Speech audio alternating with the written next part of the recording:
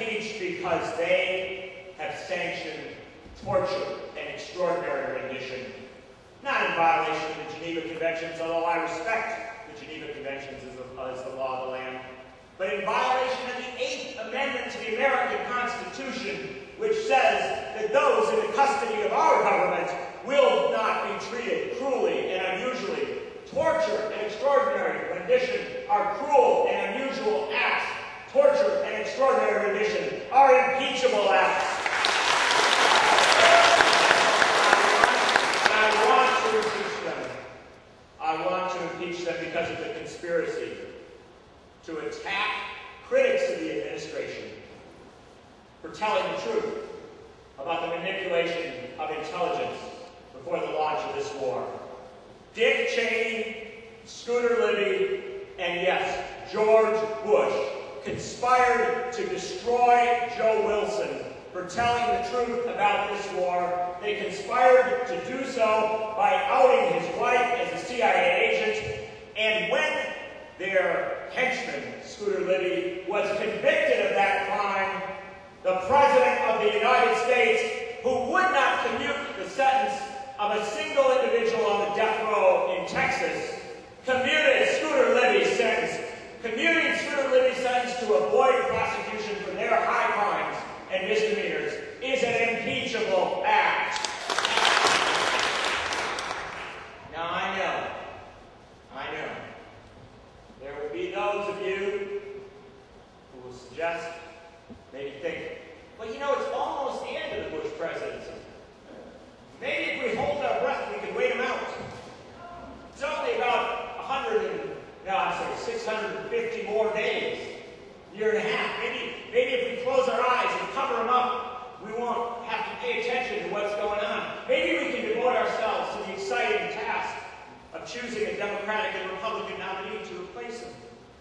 Maybe we can put our citizenship on hold for a year and a half. It's not that much time. Why don't we just wait? Well, let me tell you about a timeline. You know, our members of Congress always talk about timelines.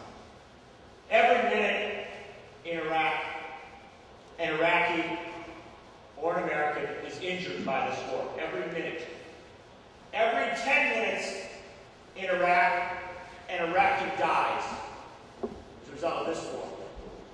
Every 10 hours in Iraq, an American dies. And every 10 days, we remove $2 billion from the American Treasury and pay it to corporations such as Halliburton to maintain this war. 1 minute, 10 minutes, 10 hours, 10 days.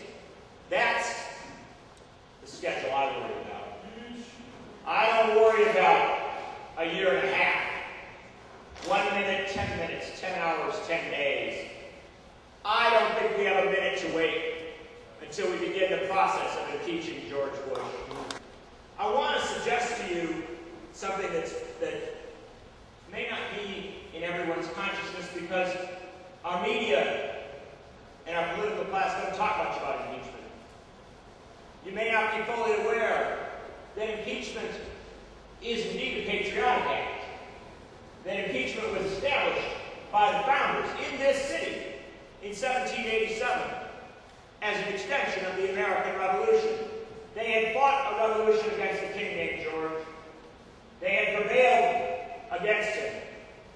But they feared nothing so much as that the new government of these United States would eventually come to reflect the government against which they had revolted. And so in their Constitution, they made no mention of religion. Bill of Rights has a little thing saying you're free to practice as you choose, but in the Constitution itself, no mention. No mention of corporations, not a single reference to corporations.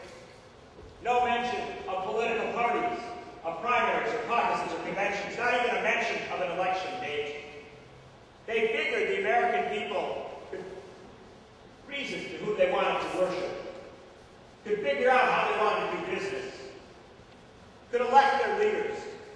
They feared that the American people would forget that this country was founded in revolt against monarchy and super powerful individual leaders, and so they included 6 separate references to impeachment in the Constitution. No corporations, no religion, no political parties. 6 references to impeachment. Why? They didn't want you to forget. And let me give you a clarity here on when you impeach, because sometimes we forget. You don't impeach when times are good. You don't impeach when everybody has a job and there's peace and prosperity and human kindness. You impeach when things are bad. Most of all, you impeach in a time of war. The founders were clear on that. It is essential that in a time of illegal or immoral war, presidents and vice presidents who perpetuate that war must be removed from their offices. The Constitution, they said, was written to chain the dogs of war.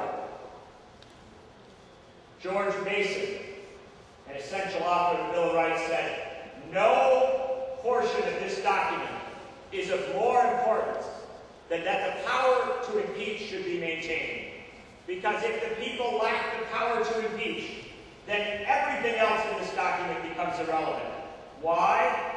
Because if you cannot impeach a president and a vice president when they sin against the document, when they sin against the Constitution and the Republic, then they will be able to do whatever they want to for 4 years. Jefferson said, a failure to impeach would create a king for 4 years. Well, we have had a king for 6 years. And we have had a prince regent for 6 years. And that prince regent, Dick Cheney, now claims he's not a part of the executive branch.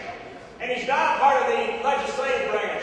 What branch is he a member of? He's a member of the monarchy. And this country removes king. Another thing that people will tell you is, well, you know, we can't impeach because Congress is so busy doing important things. You know, we hardly have enough time to beat up on immigrants anymore. We hardly have enough time to pass non-binding resolutions or to pick on gays and lesbians. Why, Congress is so busy we couldn't possibly fit impeachment into our schedule. But you know when they were impeaching Dick Nixon?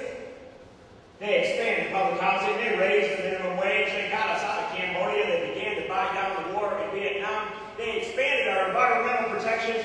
They did more while they were impeaching Dick Nixon than when they weren't impeaching him. I say our Congress needs to get about impeachment so they can get other things done. Impeachment is a full and live instrument of the American Constitution. It is as real as anything in that document. If you have ever said to someone who tried to shut you up, no, I have a right to speak freely. We protect freedom of speech in this country. If you have ever said, no, I can worship who I choose. We protect freedom of religion in this country. No, I can sign a petition. I can step up. If you've never said anything about this document, then you must embrace impeachment. Because impeachment is the protective coating on this document. It is what makes us safe and real as a republic. And let me close with a notion that I think is most important. People are going to tell you this is impossible. They're going to tell you it can't be done. But you know what? Since Dick Cheney declared himself a monarch, half a dozen members of Congress have signed on to Dennis Kucinich's resolution to impeach him. Since George Bush pardoned Scooter Libby, 3 more members have signed on. I'm proposing that we make Dick Cheney and George Bush honorary members of our impeachment committees because they are expanding the base. And I will tell you this, those who tell you it's too late, or there's other things to do, or it's too hard, let me just help you understand. It is never too late to be a citizen. It is never late. It is never too late to believe in this essential document written in this town. And it is never too late for an American patriot to challenge a king named